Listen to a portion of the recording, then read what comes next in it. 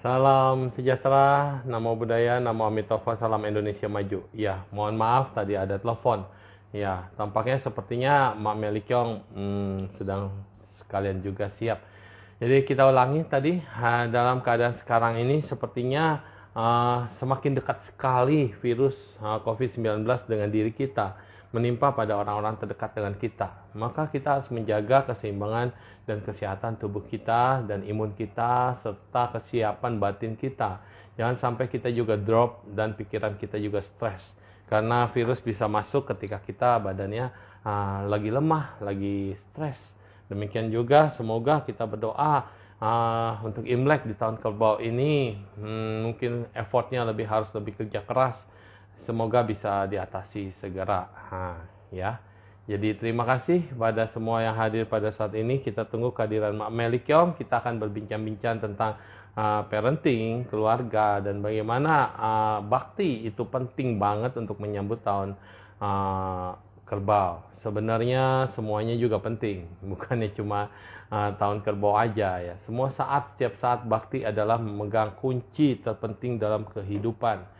Ketika kita bisa berbakti kepada orang tua kita, kita bisa mengenang orang tua kita, melayani orang tua kita, maka kita akan selalu berbahagia. Tapi bila kita melawan daripada orang tua kita, kita tidak memperhatikan mereka dan kita mengesampingkan mereka, maka kita juga akan menjadi sosok yang akan menderita karena berjalan terseok-seok. Kita tidak bisa mengerti bahwa doa dan restu orang tua adalah segalanya.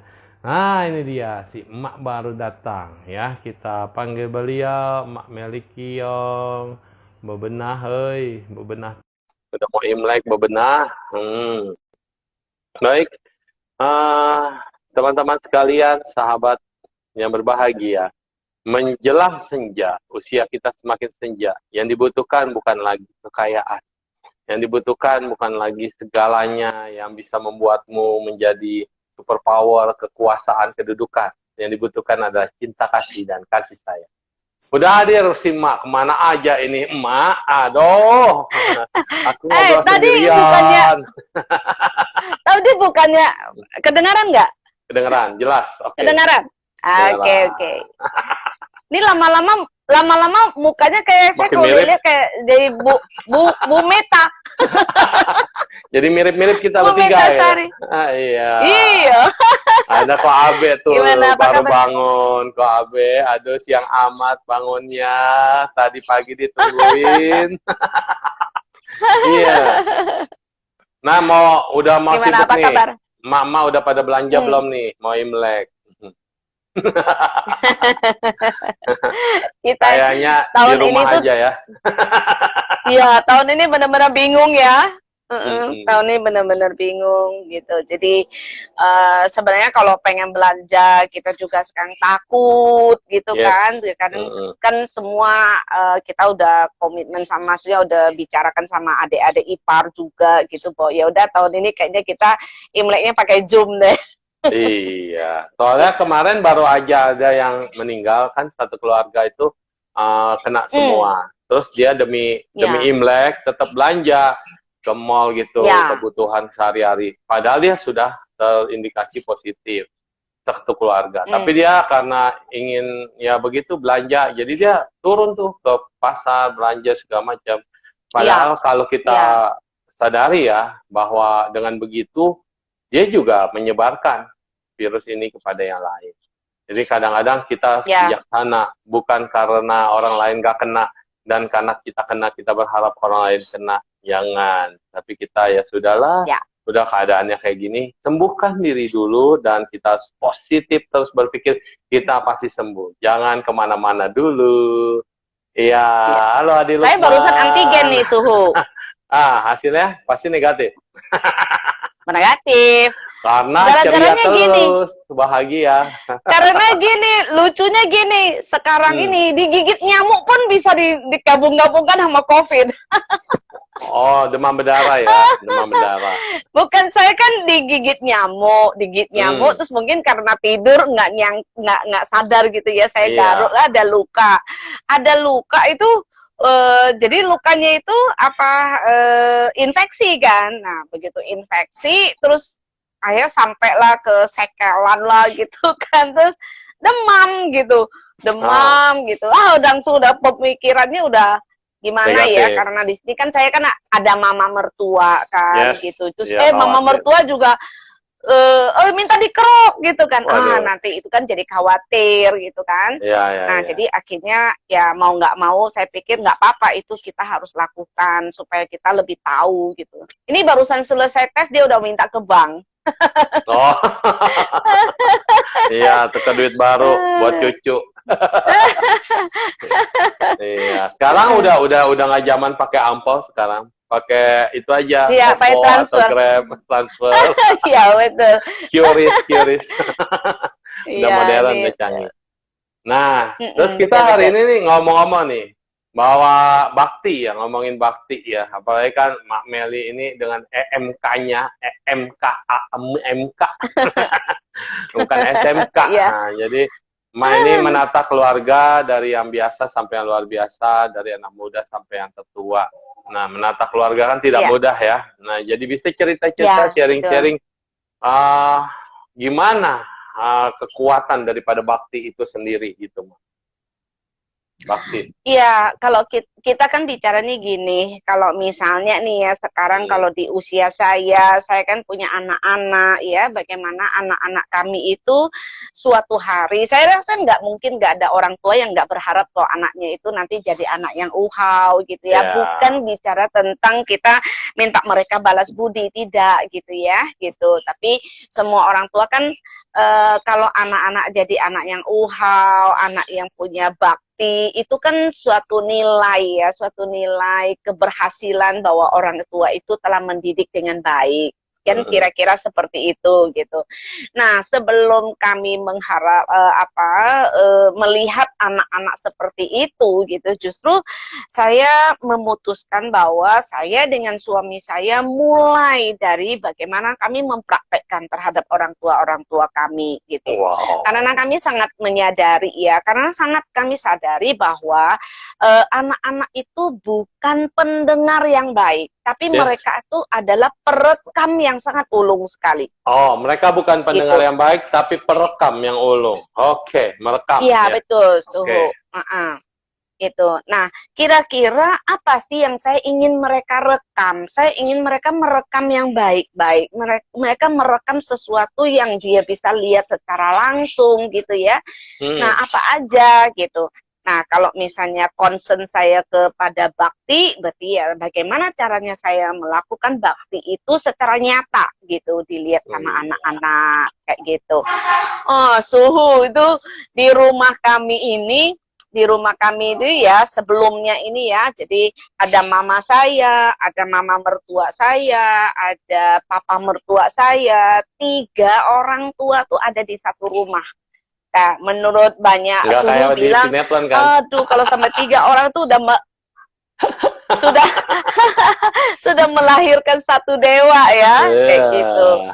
Nggak kayak di sinetron ngumpul bersama, saling cemburu, saling itu tontonan negatif, memberi contoh yang nggak benar. Mendingan kisah hidupnya Mak Meli Kyong ini kita sinetronkan. Jadi sehingga sinetron itu adalah yang positif, yang bagus, yang membimbing. Karena kalau seringan nonton yang begitu, masuk ke alam bawah sadar loh. Bagaimana memperlakukan orang tua, memperlakukan mertua, bagaimana dendam antara mertua sama mantu. Aduh, gemes saya, yang laki-laki aja gemes gitu. Betul.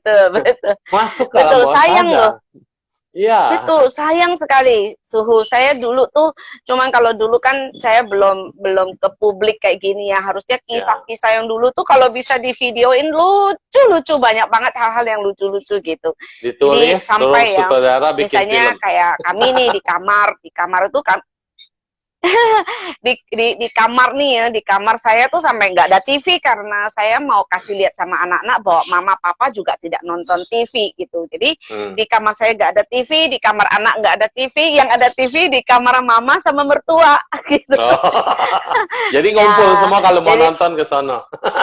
Enggak. Jadi nanti mereka malam-malam kan nonton dulu zamannya Cinta Fitri itu ya, Oh, nonton Cinta Fitri itu. Iya, jadi di sini nonton sini, besok pagi ketemu tuh di ruang tengah tuh. Cerita si ini begini gitu ya. Jadi ada bahan. Lucu-lucu sekali sih. Yes, betul. Jadi itulah yang dilihat sama anak-anak gitu ya. Jadi ya terus akhirnya begitu anak-anak besar ya, anak-anak besar itu mereka sangat caring sama neneknya gitu ya. Sekarang kayak anak saya kan ada dua ya, duanya laki-laki gitu.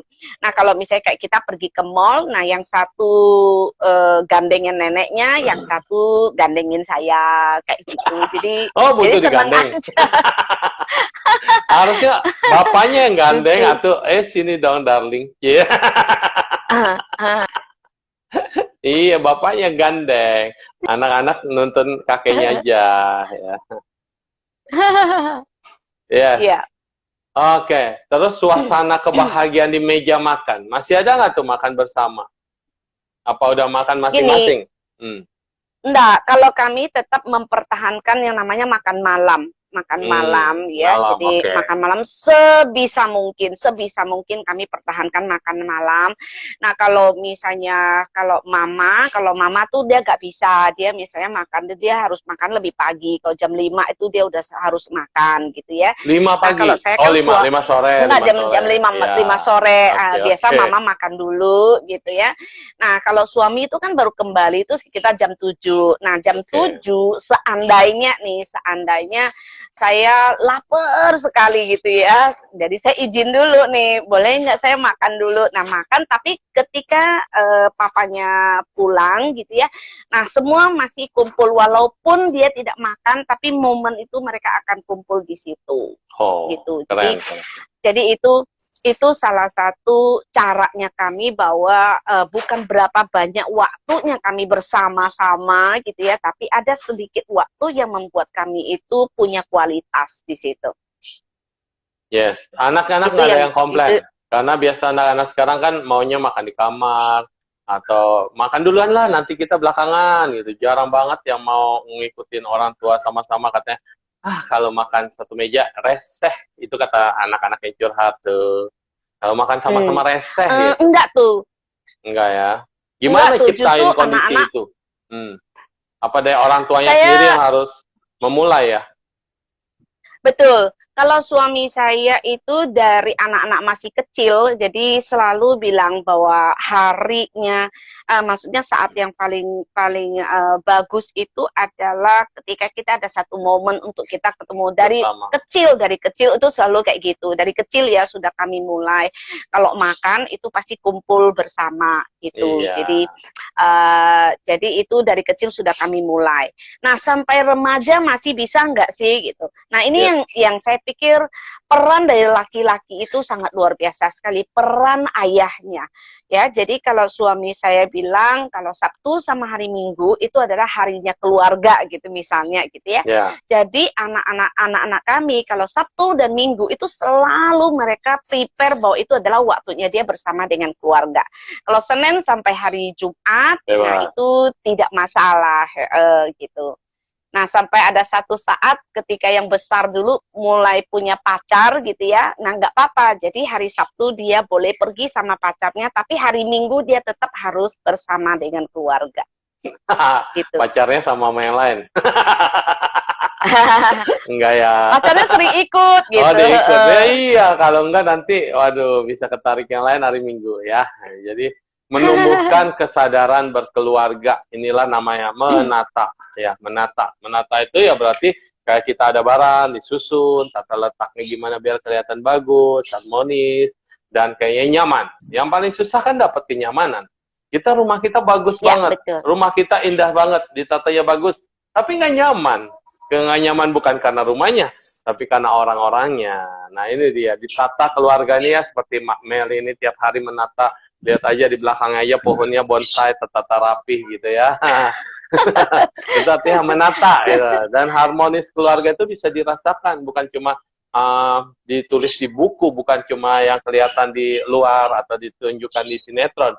Tetapi ini adalah keseharian. Katanya dimulai dari masih kecil tadi. Nah, jadinya betapa pentingnya peranan orang tua ketika dari sejak dini, pendidikan sejak dini kepada anak-anak. Hingga anak-anak tidak merasa terganggu, tidak merasa terbebani, karena banyak banget anak-anak yang merasa, aduh udahlah orang tua gue itu begini. Akhirnya mereka berpikir lebih baik jauh-jauh daripada deket-deket. Karena kalau dekat, entah di meja makan ada aja tuh yang diomelin, diributin, diberantemin. Makanan dari enak banget tiba-tiba jadi hambar, udah kayak orang kena COVID nggak ada rasa, gitu ya katanya. Jadi Jangan ini, sampai ya, Su. iya, Ya. jadi harus memang ada pendidikan untuk ini sehingga kenyamanan itu perlu. Jadi bukan anak-anak aja yang harus belajar, tapi memang orang tua juga harus belajar. Maka Mak Melikyong ini selalu mengumpulkan orang tua, ayo belajar, ayo belajar. Jangan sampai kita malas untuk belajar, luar biasa ya. Si Mak ini Saya malah ngajarnya belajar. berhenti-berhenti. Loh, masih Saya belajar? malah belajar, Suhu. Saya justru tiap hari ya, gini, saya belajar dari anak saya, Suhu. Jadi, saya ingat ya, waktu saya kerja dulu ya. Waktu saya kerja dulu, saya bawa anak saya naik mobil ya. Waktu itu anak saya pertama itu umur 6 tahun, Suhu. Umur 6 tahun. Umur 6 tahun, saya bawa dia ke Puri gitu ya. Kan lihat rumah besar-besar gitu kan. Terus saya bilang sama anak saya, kapan ya mama punya rumah sebesar itu? Saya bilang gitu kan, gitu. Karena saya ngerasa bahwa ya saya kan cuman kerja doang sama orang gitu kan. Terus dalam hati saya bilang gini, mudah-mudahan nanti kamu jadi orang kaya. Saya bilang kayak gitu sama anak saya kan. 6 tahun, Suhu. Terus dia ngomong sama saya kayak gini, mama suka ya rumahnya besar ya? Iya. Mama coba lihat rumah itu. Dia bilang, mama lihat rumah itu nggak ada. Iya, nggak ada. Tidak ada yang parkir, dia bilang sama saya gitu kan. Terus saya bilang, apa hubungannya gitu, kok nggak ada yang parkir? Terus dia bilang, soalnya rumahnya nggak ada tamunya mama, dia bilang kayak gitu. Pasti artinya rumahnya nggak enak, dia bilang kayak gitu. Iya. Terus dia bilang, mendingan juga rumah kita kecil, tapi tamu kita nggak pernah berhenti, dia bilang gitu. Saya tuh sampai dari situ ya, betul-betul sejak saat itu, saya merasa, aduh kenapa saya tidak pernah bersyukur atas apa yang saya punya, gitu kan. Jadi anak saya mengajarin saya seperti itu. Jadi sejak saat itu, sekarang saya nggak pernah merasa bahwa rumah orang lebih baik dari rumah saya, gitu. Jadi saya selalu menikmati apa yang ada di rumah. Dan dia pernah berpesan sama saya satu lagi, Mama, kalau suatu hari kalau mama kaya, kalau suatu hari mama punya uang, jangan pernah mengganggu rumah ini, jangan pernah renovasi rumah ini, dia bilang gitu. Jadi dia betul-betul ngerasa bahwa ya rumah ini adalah tempat yang paling nyaman buat dia. Jadi dia bilang dia nggak bisa jauh dari rumah. Gitu. Jadi saya juga senang sekali, Su. Berharga adalah keluarga sampai rumah-rumahnya ya. Sampai rumah-rumahnya ini adalah rumah yang paling indah. Nah, itu dia. Anak yang bikin pesan ke orang tua luar biasa. Anak ini adalah old soul. Itu nasihatnya nggak mudah loh untuk anak umur 6 tahun gitu ya. Dia bisa menganalisa sampai misalnya rumah itu nggak ada tamunya mah gitu kan, berarti rumah itu tidak seperti rumah kita, banyak orang datang, luar biasa. Ini adalah satu pencerahan memang. Istanaku nanti saya besar. Kirimin buku. Iya. Betul. Istanaku besar, itu tetapi saya aku sendirian. Ya. Sama wiara saya besar banyak nih. Banget. Biar saya besar. Tapi Suhu selalu ada di mana-mana. Sekarang Suhu mah nggak pernah kesepian. 24 jam ada kegiatan. Udah tidur orang tidur. Hebat Suhu, luar biasa. Betul. Makanya kadang-kadang kita pikir apa sih yang namanya sosial? Orang bilang sosial, udah kena sial. Terus ada tambahan lagi. Sosialita, wah sosialita, ya udah sosial sama balita, balita. Menuju balita ya. Iya, jadi sebetulnya hidup bersosial itu adalah ketika kita bisa menerima orang lain, membuka diri terhadap orang lain, dan kemudian menghormati yang patut dihormat, itu udah berkah utama kan menurut Sang Buddha juga begitu. Jadi dulu saya nggak terlalu ngerti gitu artinya. Menghormat pada yang patut dihormat, ya kan. Guru-guru semua saya hormatin gitu. Semua orang tua saya hormatin, semua guru saya hormatin gitu. Terus baliknya di mana? Kekuatan ini di mana gitu? Akhirnya saya menemukan dengan kita menghormati orang lain yang patut dihormat, apalagi saya jadi anggota sangga ya. Sangga itu bukan harus kita dipapai, dinamaskarain, dihormati. Saya nggak butuh itu, tapi saya menghormati Anda sebagai calon Buddha. Anda adalah bodhisattva, Anda adalah orang hebat. Makanya kalau ditanya, kok suhu Nengshu mau sih jadi host gitu? Nah, karena tamu saya adalah orang-orang spesial. Tamu-tamu saya adalah bodhisattva. Tamu-tamu saya adalah orang top. Maka saya menghormati mereka dan membuat panggung buat mereka supaya saya bisa belajar dengan mereka. Nih, tuh kayak gitu tuh. Dan efeknya, saya berasa ternyata saya memang butuh banyak banget pengetahuan baru, banyak banget inputan baru, banyak banget pembelajaran yang di kampus itu nggak diajarin, Mak.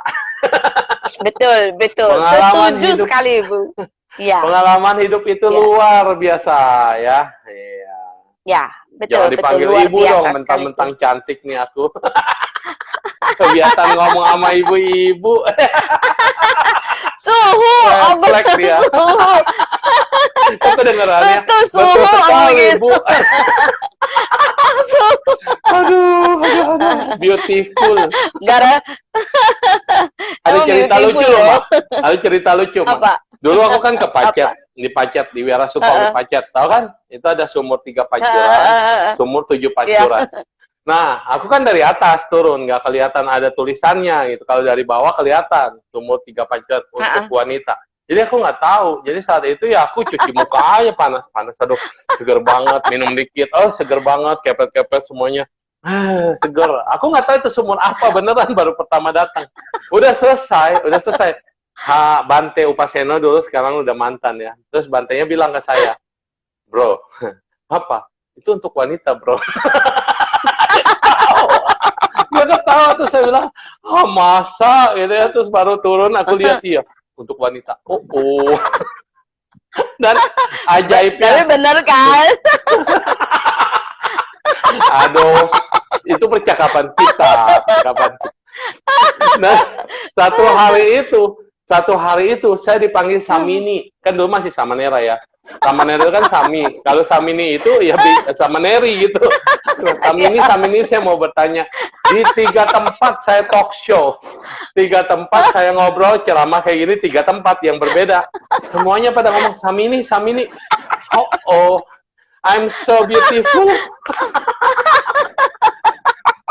Salah ngambil air itu. Gara-gara air tuh ya. Air 3 pancuran. Buat wanita. Kalau 7 pancuran buat cowok katanya. Sakti, Mandraguna. Ya. Iya, seru tapi ya. Ya, itulah lucu. Dulu kan masih kurus, Mak. Kalau ada bapau ya, ada bapau. Lebih hoki. Iya. Aduh. Mau ketawa deh, nangis terus. Nah, kita nih bicara tentang Imlek nih ya, Imlek. Suhu ini kan ini udah mendekatin Imlek nih. Bagaimana sih kita perannya orang tua ya? Saya inget banget sama mama saya ya, almarhum mama saya ya.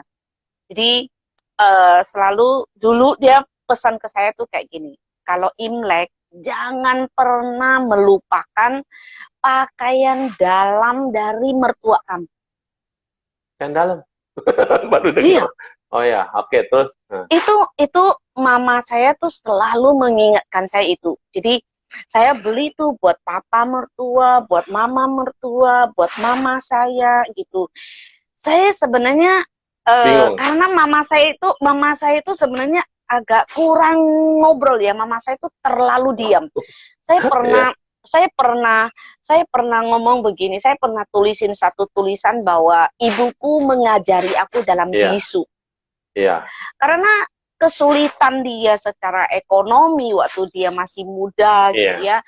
Terus di mana orang selalu merendahkan dia gitu. Tapi mama saya tuh sampai yang merasa bahwa ya percuma deh kalau orang miskin ngomong gitu, kira-kira seperti itu mama saya ya. Jadi akhirnya dia selalu melakukan sesuatu dengan senyap gitu. iya, Makanya saya bilang apa yang sekarang saya kerjakan tadi, misalnya Suhu bicara tentang sosial itu gitu ya, iya. terus terang betul-betul semua saya rekam dari mama saya. Hmm, Mama saya tidak bisa berdana secara materi, tetapi dia hmm. sudah danakan hatinya, danakan pikirannya, danakan telinganya untuk mendengar orang-orang di sekitar gitu ya. Jadi itu yang dilakukan oleh mama saya. Saya Hmm. ingat banget ya, mama saya nih kalau Nah, punya dulu uang 50.000. kembali ke yang celana dalam ini, bagian pakaian dalam. Ini menarik Oh nih, karena saya baru dengar. Ya, ya, ya. iya, Tapi justru memang teringat jadinya semua orang ingat memberikan baju luar kepada orang tua kita atau mertua ya. Tapi memang lupa memberikan bagian yang dalaman itu. Padahal mereka juga butuh yang dalaman ya. Gimana ini, Mak? Ceritanya, Mak. enggak, jadi mama saya tuh ngomong gitu ya, ketika kamu mengingat sesuatu yang jadi itu sesuatu yang sangat privacy, itu Ya, sesuatu ya, yang betul, sangat betul. dalam artinya itu gitu. Oh, I Jadi see. itu yang harus, jadi dia selalu mengajarin saya tuh untuk mengedepankan gitu ya Oh, itu maknanya ya. hal-hal yang dalam itu. Oh, ya, Itu ya, dalam ya. sekali Suhu. Dalam, Jadi dalam. saya mau sangat sulit untuk saya ini ya. Ya, Tapi ya. semua saya lakukan ya ke mama saya, ke mama mertua gitu. Jadi, nah, dan mama saya selalu berpesan gini, kalau kamu bisa sayang sama mertua kamu, ya, Mm-mm. Mm. disitulah kamu bisa menunjukkan bahwa kamu tuh sayang sama saya. Kamu hormat sama mertua kamu, Oh, baru kamu bisa show off ke saya, kasih lihat saya bahwa kamu tuh benar sayang sama saya. Itu dalam sekali loh. hormat kepada mamamu, pada Iya. emaknya emak. Nah, iya, mama saya bayangkan ya Suhu, dia termasuk menantu yang tidak disukai sama mertuanya. Ya, saya dari kecil sampai di saat nenek saya 2 minggu lagi nenek saya mau meninggal, Mm-mm. itu saya baru lihat nenek saya baru ngomong sama mama saya. Itu pertama kali saya lihat dia ngomong sama mama saya. Jadi mama saya nggak pernah diajak ngomong sama nenek saya. Jadi nenek saya masak sendiri, mama saya bagaimanapun dia gak pernah ngomong, gak pernah ngomong. Gak Nah, pernah 2 minggu jelek-jelekin nenek sebelum, juga ya?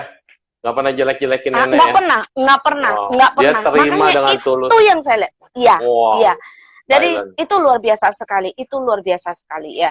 Nah, sampai 2 minggu sebelum nenek saya sakit gitu ya, baru nenek saya minta sama mama saya masak. Di situ saya masih ingat banget wajah mama saya tersenyum bahagianya luar biasa. Itu penantian puluhan tahun loh Suhu. Wow, Itu gak pernah wow. diajak ngomong. Itu gak pernah diajak ngomong.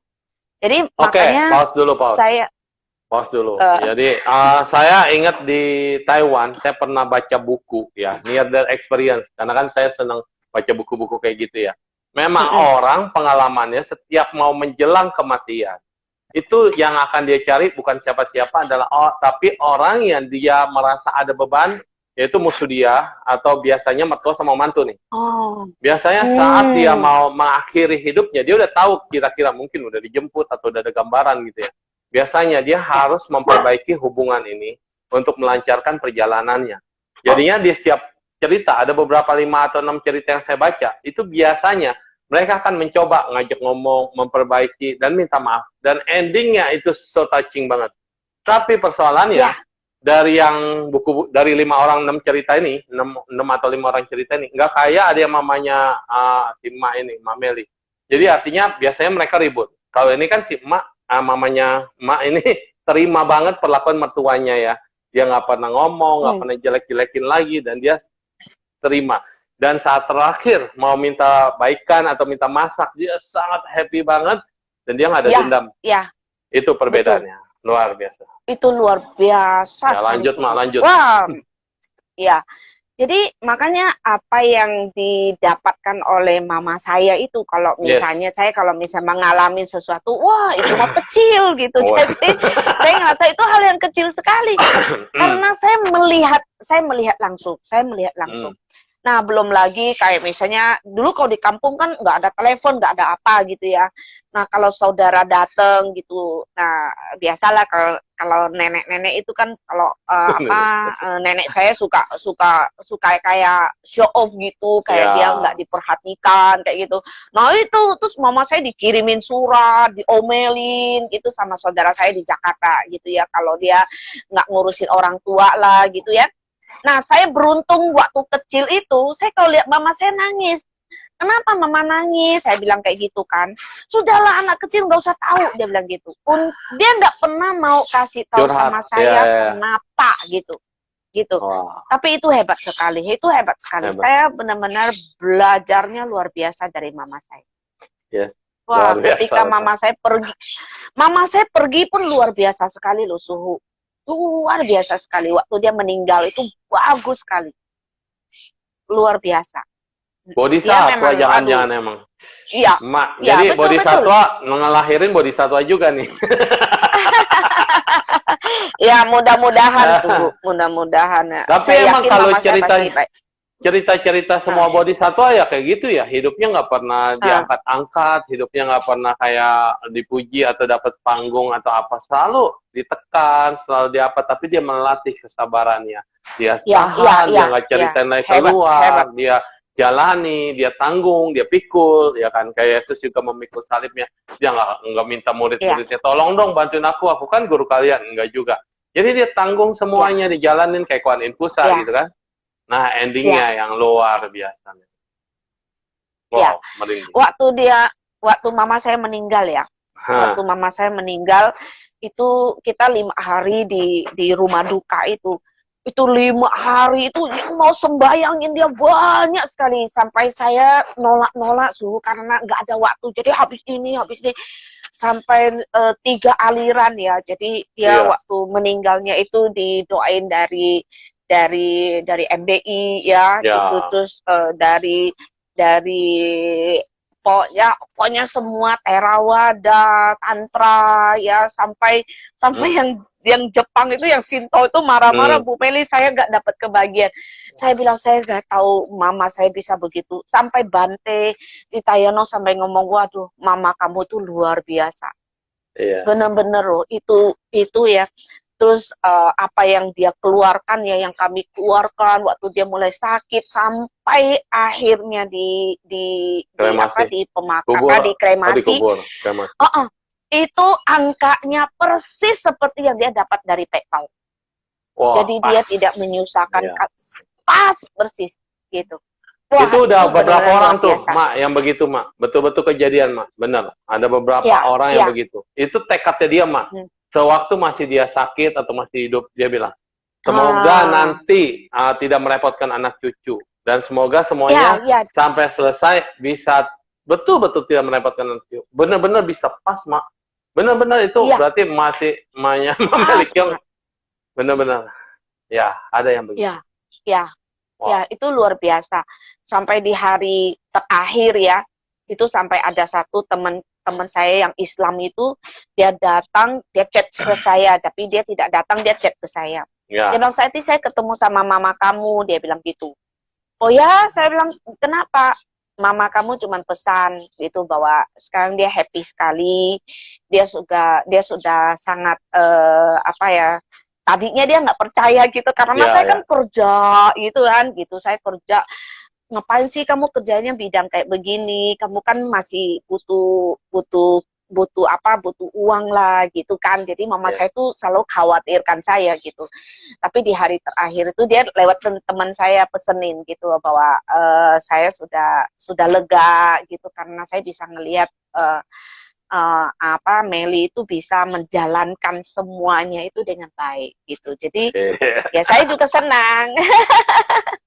Saya juga jadi senang ya gitu. Jadi restu dari mama itu yang luar biasa sekali.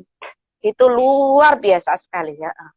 Ini Mak, itu kalau punya emak yang Ah, kayak gitu, punya orang tua yang kayak ah, gitu. Kalau ah, yang kebalikannya gimana ah. Mak?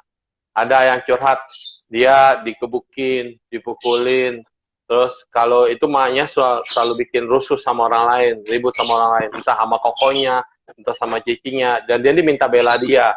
Kalau nggak bela, kan anak suka bilang dong, mana yang benar, mana yang salah, dia tahu dong. Kalau nggak bela, dia yang Ya. dipukulin, bajunya dilempar, bahkan mau dibakar. Nah, memiliki orang tua yang seperti itu, dan kemana ada yang curhat lagi. Kalau yang orang tuanya tumbalin anaknya, dan anaknya tahu kemudian orang tua ini tumbalin anaknya. Anak itu harus gimana tuh ke orang tuanya? Kan kalau menurut kita tetap harus berbakti gitu ya. Nah, tapi menurut Mak, apa yang harus dilakukan dalam keadaan posisi itu? Kan kalau cerita Mak kan indah banget. Kalau ini cerita satu sisinya lagi, yang jelek banget dan buruk banget hubungan dengan orang tuanya.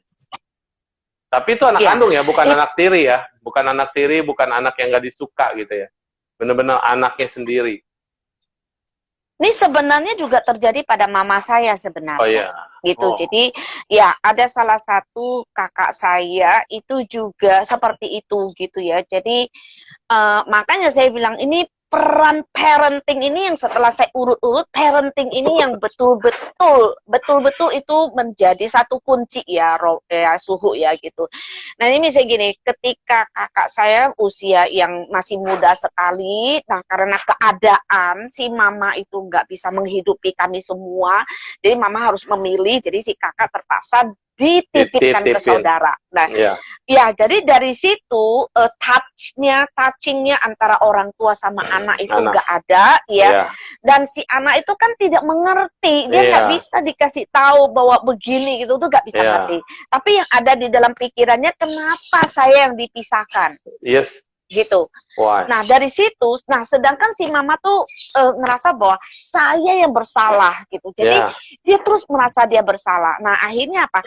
Anak yang ini terus bebanin, ya bebanin dan mama saya betul-betul sebenarnya dia gak sanggup tuh menerimanya itu ya.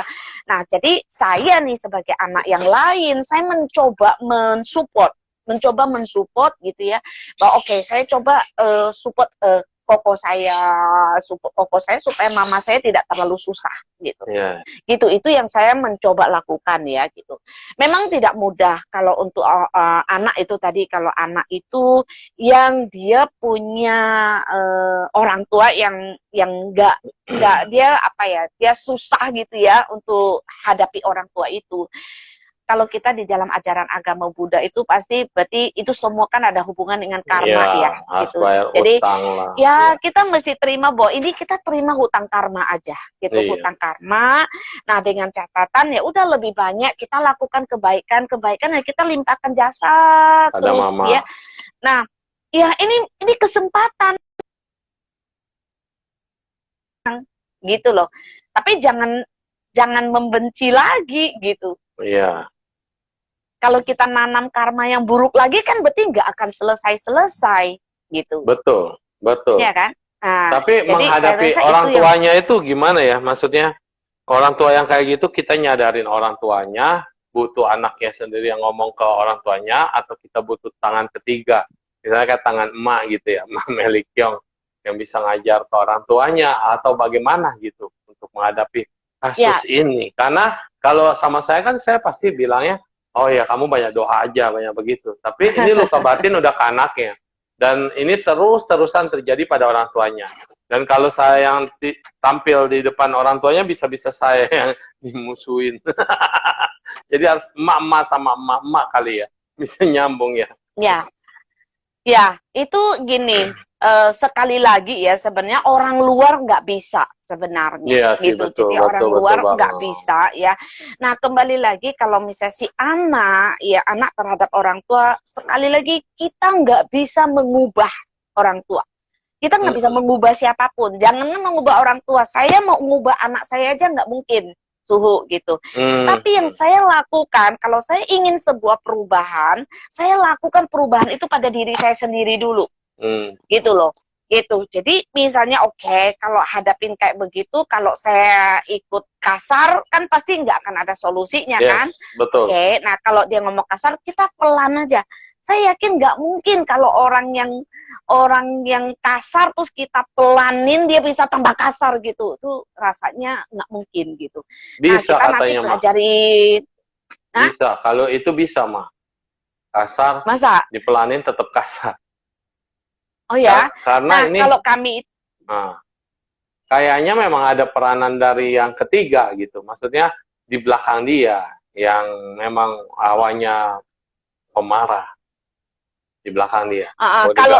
Kalau dari pengalaman ya, dari pengalaman kami yang di kelompok menata keluarga ini ya, di MK ini ya. Jadi mereka sering banget minta bantuan ke tempat lain, udah ke sana ke sini gitu ya. Menurut mereka itu cuman hanya sementara aja gitu loh. Jadi finally dia tidak menemukan apa solusi yang dia cari.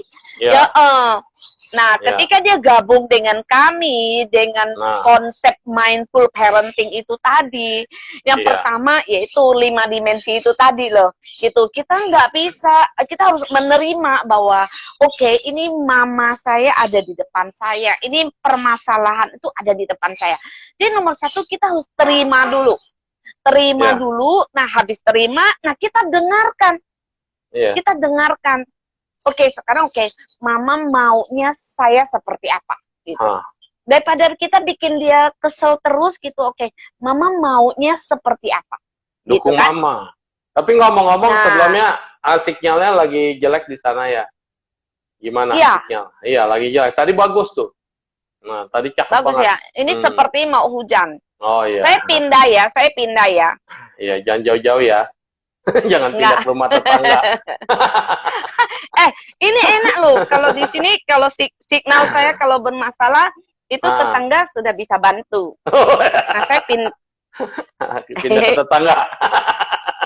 Pindah ke tetangga. Oke. Nah, ini oke. Ya, mendung. Ini masih oke signalnya. Masih kelihatan lah. Kalau tadi blur.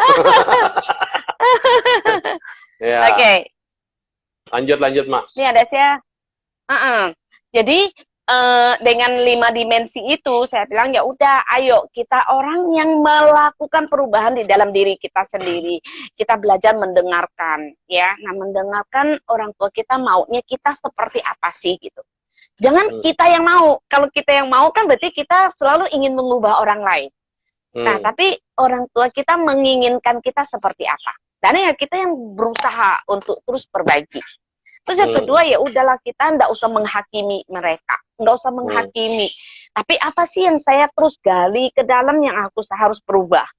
Yuk saya harus bagaimana? Ya, jadi nggak usah menghakimi. Terus yang ketiga ya udah melatih kesabaran itu kan, jadi pengendalian emosi diri itu kan. Nah terus kita tahu adil dan bijaksana. Nah orang tua kita membutuhkan apa? Gitu. Dia butuh perhatian sebenarnya.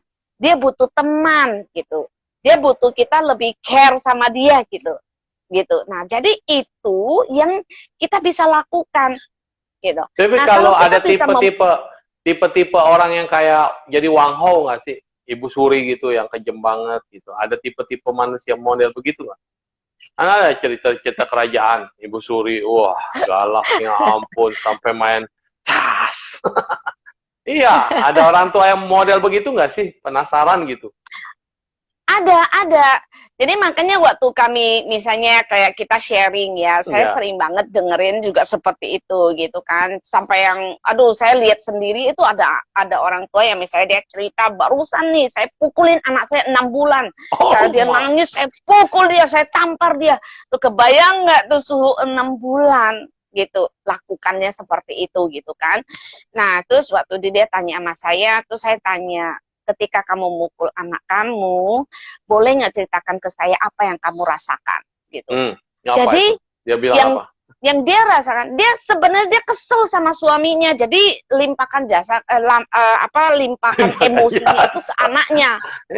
Dia limpahkan emosinya ke anaknya. Nah, belum lagi anaknya tuh mukanya mirip sama suaminya. Kalau gitu kan kasihan sekali. Ya kan, gitu. Aduh, jadi suaminya tinggalin dia gitu loh. Jadi dia tuh emosi terus gitu. Nah, terus Puas saya nggak tanya, rasa melakukannya itu, dia puas atau dia nyesel atau dia gimana itu? dia nyesel tapi cuma sesaat, Suhu. Oh, Dia waduh. nyesel tapi cuma sesaat gitu. Jadi tiap kali dia kalau ingat suaminya lagi, lakukan Biar lagi anaknya. kayak gitu. Nah, terus akhirnya saya bilang sama dia, sekarang gini, kan waktu kamu menikah, kamu mau punya anak, itu kan kamu minta sama Tuhan kan, Iya. gitu. Kamu minta Hmm. sama Tuhan kan, gitu. Hmm. Nah, sekarang kalau kamu sudah nggak mau, kamu udah siap nggak? Kamu sekarang mandiin anak kamu mandiin dan kamu kembalikan sama Tuhan. Dia baru nangis-nangis, Suhu, gitu. Oh, maksudnya Gitu. kayak di Nah, rumah Abu dimandiin, lalu ya kemudian, kamu iya, pulangin iya, aja gitu kan, iya, ya bener nggak? Ya, iya, kalau kamu iya, nggak mau, ya kamu pulangin. Orang kamu iya, yang minta kok, gitu kan. iya, Ya jangan bu. Saya bilang ya setiap kali. Jadi kayak gini, anak kamu tuh nggak pernah minta kamu lahirkan. Itu kamu iya. yang minta, gitu loh, gitu kan. Nah sekarang apalagi setiap agama tuh kan mempercayai bahwa anak yang sudah kamu didik, waktu kamu nanti kembali Hmm. sana, itu nanti akan Tanggung ditanya, jawabkan. gitu loh. Hmm. Ah, Hmm. itu waktu saya titipin kamu anak-anak ini dididik dengan baik atau tidak gitu kan? Gitu. Iya, Itu kan pertanggung jawabnya itu kan nggak berat. mudah gitu loh. Iya. Gitu. Iya. Mm-mm. Wah, Jadi pencerahan ini nih, Mak, penting banget. pencerahan. Ya, penting. Karena nanti lama-lama masuk ke alam bawah sadar. Dan ketika masuk ke alam bawah sadar, anak ini akan depresi. Dan akan masuk ke jadi minderan, jadi dia nggak bahagia, gitu. Atau bahkan takut. Sama berumah tangga, takut ketemu mertua yang sama mama. Ya, tadi ya. Aduh, oke. Sebenarnya Sekarang, gini ya. Hmm.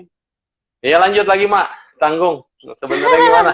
Ya, sebenarnya gini, Suhu, saya tuh menemukan, ya saya baca buku tentang orang tua berhati Buddha ya, orang tua Hmm. berhati Buddha gitu. Jadi kalau kita misalnya kayak dalam ajaran agama Buddha itu kan selalu ingat bahwa ada reinkarnasi nih, ya reinkarnasi kan kita kan, jadi kita ada jodoh karma.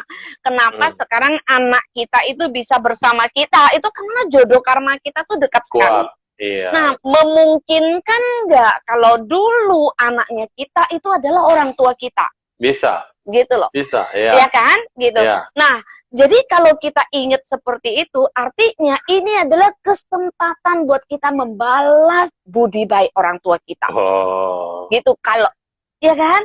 Nah, jadi kita mesti melayani dia, kita mencintai dia, karena kita punya kesempatan untuk membalas jasa. Karena dulu di kehidupan yang dulu kita yang minum air susunya dia, gitu kan? Gitu. Nah, saya setelah membaca buku yang orang tua berhati Buddha itu, gitu ya, itu membuat saya tuh semakin bisa menekan emosi gitu ya terhadap anak-anak gitu ya, bahwa wah mereka itu adalah kesempatan gitu loh buat saya itu untuk membalas jasa karena dulu mungkin dia adalah orang tua saya gitu. Jadi menurut saya ini sangat bagus sekali Suhu gitu. Yes, jadi bagus banget, kita betul.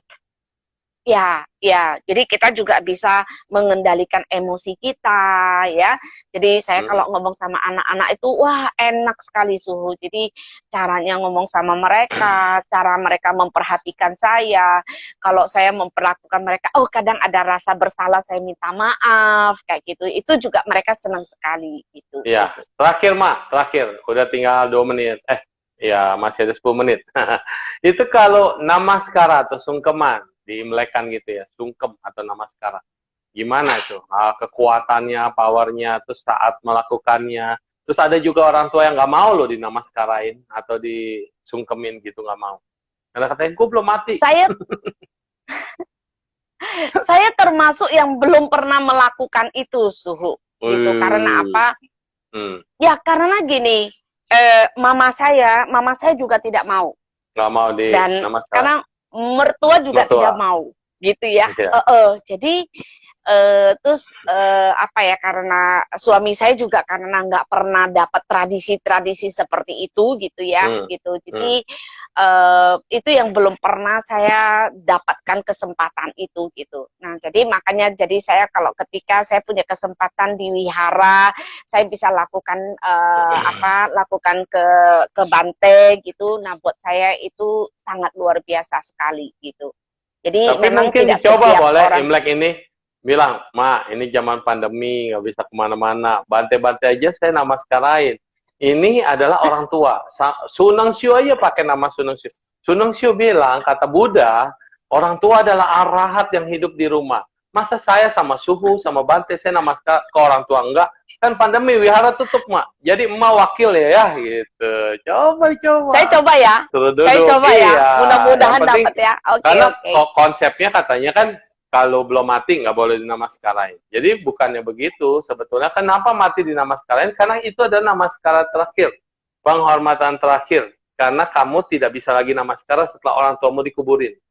Jadi pengertian ini orang Cina totok ya, orang Tionghoa totok masih ditanemin bahwa kalau orang mau namaskara ke orang tua itu nanti kalau udah di kuburan atau di peti mati bilang it's too late, it's too late, it's too late. Sebenarnya adalah karena itu namaskara terakhir. Berarti kalau itu namaskara terakhir kan ada namaskara sebelumnya dan sebelumnya gitu. Lagi masih hidup lah kita bisa bernamaskara. Ngomong aja gitu, Mak, ya. Ya, saya pengen sekali gitu. Kalau dulu saya ingat mudah-mudahan ya. Ingat banget karena nenek saya bilang begini, surga ada di telapak kaki orang tua. Jadi kalau misalnya anak-anak mau berbakti, terus kadang-kadang dulu usaha agak setengah mandet-mandet. Kalau mau dapat berkah, ini kata nenek saya loh, mau dapat berkah. Itu cucian kaki orang tuamu, itu dicuci, dibasuh, terus air cuciannya kepret-kepret dah dari belakang rumah ke depan rumah, taruh dari toko kepretin, itu berkah loh, karena katanya surga ada di telapak kaki ibu. Terus itu nenek saya ngomong, terus udah gitu, oh ya coba kita coba Imlek pertama, nenek saya masih sehat dulu, kita panggil Pi, coba cuci kaki dulu gitu ya. Nah, enggak, ini diajarin sama Bante gitu ya. Cuci kaki, terus duduk. Udah duduk, anak-anak semua udah ngumpulin. Kita udah siapin apa tuh namanya? Baskom sama baskom sama gelas di samping. Nah, terus mau ngapain? Enggak, udah duduk, kita mau namaskara dulu karena orang tua adalah bakti anak pada orang tua itu jangan sampai menyesal nanti setelah udah nggak ada baru hormat percuma. Jadinya sekarang izinkan kami minta maaf. Jadi kita yang mau minta maaf dulu. Kalau udah dari kecil banyak kesalahan yang udah kita lakukan dengan sengaja maupun tidak sengaja, minta mohon ampun. Terus namaskar, udah jangan. Nggak apa-apa. Diampunin nggak? Kalau nggak diampunin nggak berdiri nih. Ya. Gitu. Terus jadi mau. Terus kemudian cuci kakinya, udah dicuci kaki adik-adik semua ikutan. Nah adik-adik ikutan semua. Kan 5 anak nih. 5 kali cuci kaki berarti 5 kali cuci kaki sepasang dua orang jadi 8 kaki kan, kali 5 40 kali dicuci gitu, dan sekali cucinya semua 2 kali giniin, 3 kali giniin, 3 kali cuci. Aduh, Mak, udah selesai kan, nenek saya bilang airnya diminum. Airnya diminum. Terus kita ambil minum kan, udah siapin gelas, begitu diambil bau jempol. Mau dimuntahin nggak enak, bakti anak dan orang tua. Udah telan aja lah, udah telan. Adik-adik juga telan.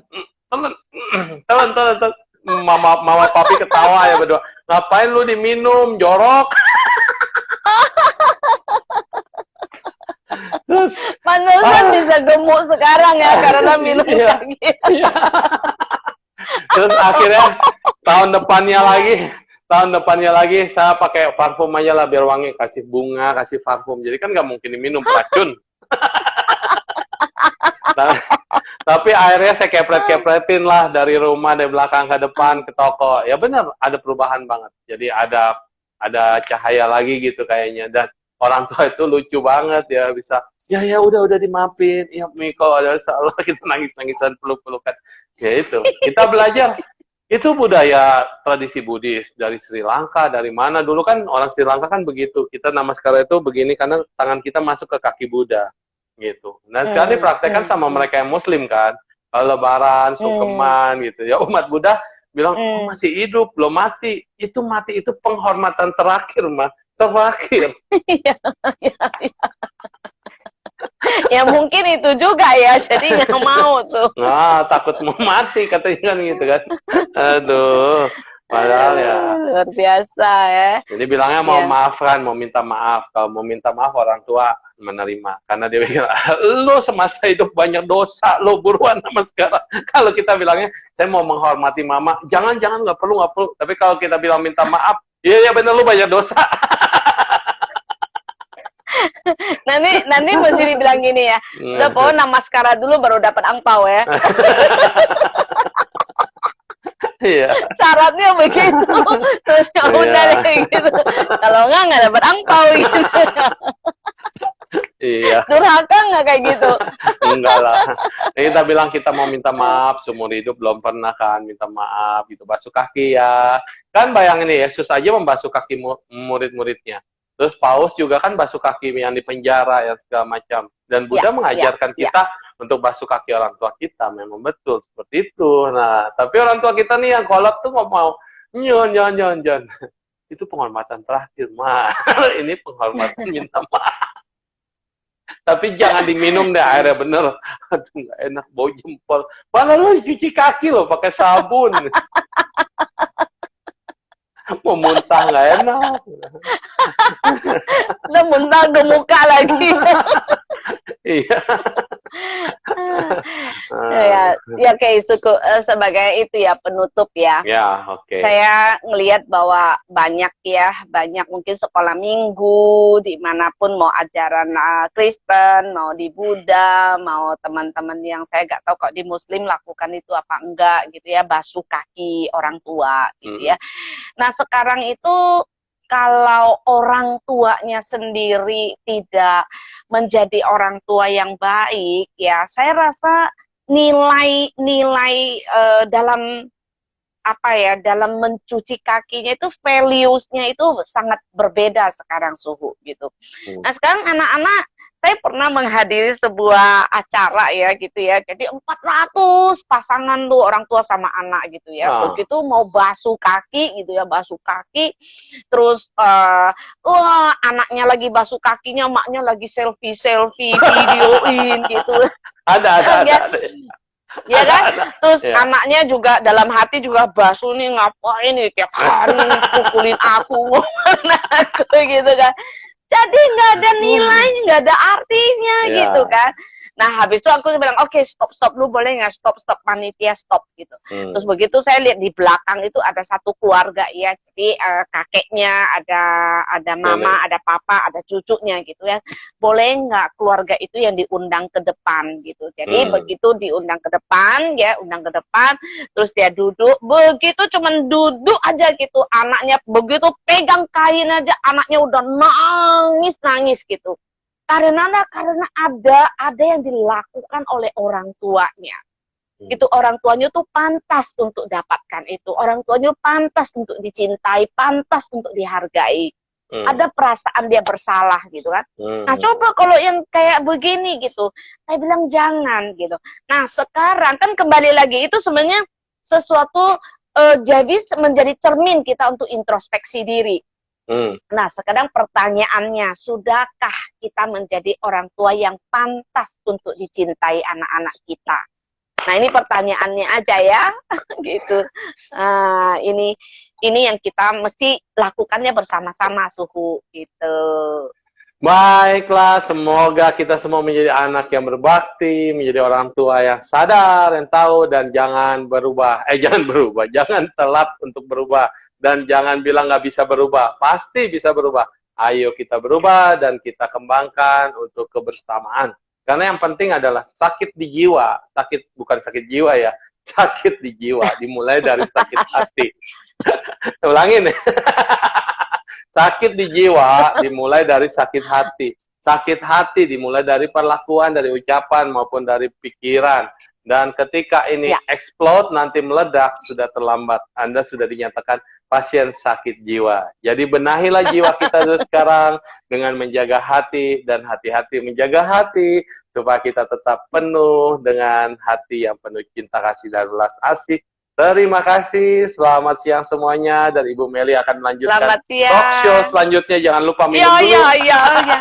Ya, oke. Makasih ya, Suhu. Makasih. Maaf ya, jadi terlambat 5 menit. Bye, Nah, nggak bye. apa-apa. Saya sudah minta mulai. Terima kasih. Iya, Terima kasih nah. semuanya.